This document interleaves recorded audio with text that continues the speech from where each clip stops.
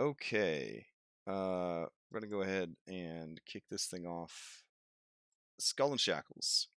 They finished up their side quest on Blood Anchor Island. Now, this is a quest they picked up way back at like level 3. So, like a year ago, IRL time, they found a map in a bottle situation on one of the first islands that they went to.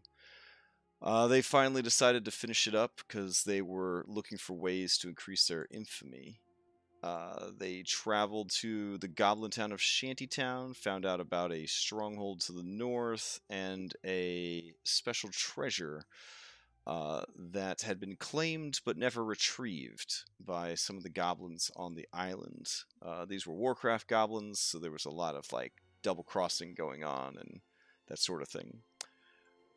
They spent 2 weeks kicking the crap out of everything they ran into, and I felt like that was enough time to be kicking the crap out of stuff. I didn't want their final fight to be a pushover, so I was using this map rather than the map that was included with the adventure because it was super ugly. That comes from a set called the Snake Temple, and you can see that there is this snake skin on the ground. There is a snake altar here where you sacrifice to things. So of course we needed a big old snake to show up. Well, there was already going to be 6 mummies and 6 skeletal velociraptors to cover these 6 heroes. So I figured with their AoEs, with their damage outputs, between Onalora and Django, they could gun down 1 or 2 zombies apiece on their turn, or mummies apiece on their turns. Bubbles, not a huge contributor damage-wise, but he's got the backup heals, jack of all trades kind of thing. Lift and Claxmus with the heavy tanking. Zaglu, immune to all damage except special damage. It was going to be a super easy fight. So I was like, you know what? Let's bring in this snake. Well, instead of just scaling up a snake, like I could have taken a giant constrictor snake and just buffed it up, I was like, let's grab the Horned Serpent, another Kobold Press monstrosity. And this is a CR12 monster.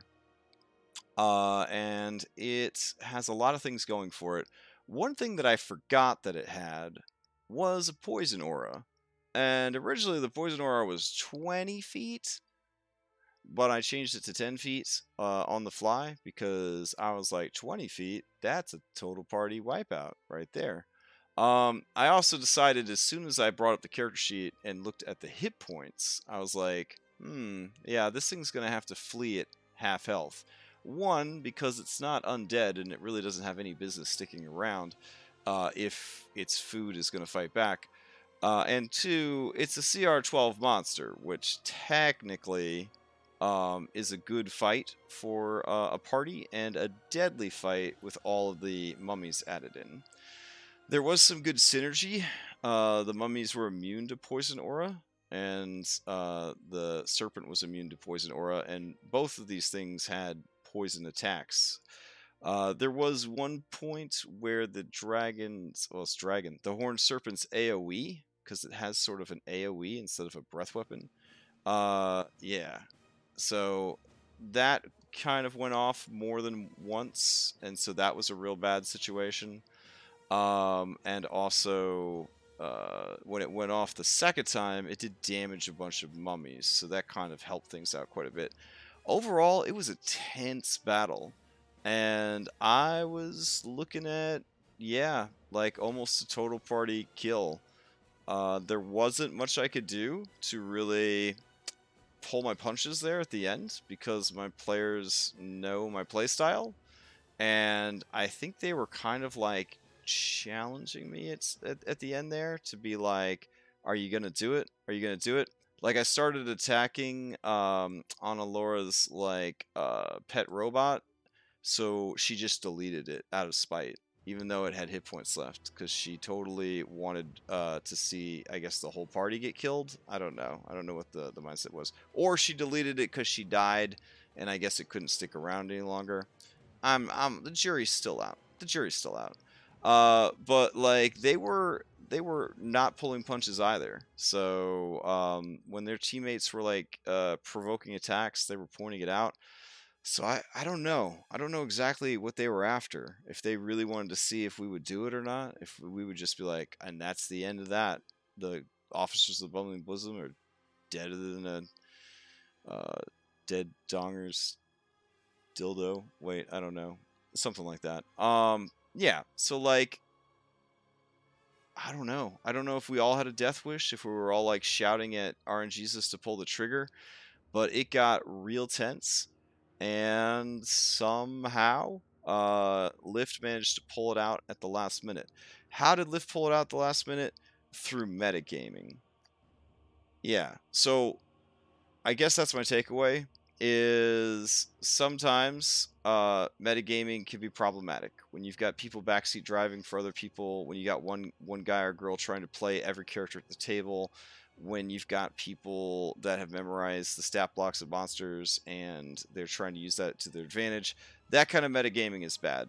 When your whole campaign is about to go down the crapper, I don't really see there being a problem with everybody trying to contribute to mutual survival. In moments like that, my explanation is always this: your characters hang out together all the time. Your players hang out once a week. It is a safe bet that your characters, in the 5 days that they spend sailing from place to place, or the 6 days they spend traveling over land, they interact with each other. They talk about stuff. They strategize. They plan. They know each other's abilities. To have a DM tell you, well, you don't know about Django's ability to do this. Really? They've been together for weeks, and their lives depend on each other. I'm pretty sure outside of active roleplay, they probably talk about this kind of stuff. So a certain amount of table talk, a certain amount of strategy, especially when things are getting tense and the stakes are getting super high, don't be a dick. Don't be like, nope, Lift has to do this on his own. What kind of pressure are you gonna put on this guy? Like, in this case, I put them in this bad situation, and then I'm going to try to make this guy feel like crap because he can't figure out a way to save the entire team with his one bonus action, one move action, and one action. That's bullshit. So yeah, like when it comes to metagaming, you got to be able to identify when is an okay time for metagaming and when it is a problem. The same thing with rules lawyering. It's totally, in my opinion, okay if I screw up on a rule and it's pointed out to me and we resolve it quickly and get back to the game. It's not okay if every rule is being questioned, if every call is being questioned, if every monster stat block is being questioned. If you can't trust your GM, you shouldn't play with your GM. That's what it comes down to. If you've got to lean hard on metagaming to get through, then it's probably not a good game. But again, it's all about feeling the mood of the group, feeling the mood of the adventure. When we're on our last guy and our last guy has 26 hit points and is surrounded by mummies, that's an okay time for everybody to jump in with some suggestions, because I would never want to be the guy who had to make that perfect turn of actions to save everybody. And fortunately for Lift, through the help of his friends, he was able to turn the entire tide of the battle with one turn. And then it turned into an incredible turnaround, and they lived. So I guess that's my takeaway. Metagaming, not always bad. So they live to fight another day. Next week, Magical Frog China. So that should be kind of exciting to see what shakes down. All right, everybody have a good night, and I'll catch up with you next time.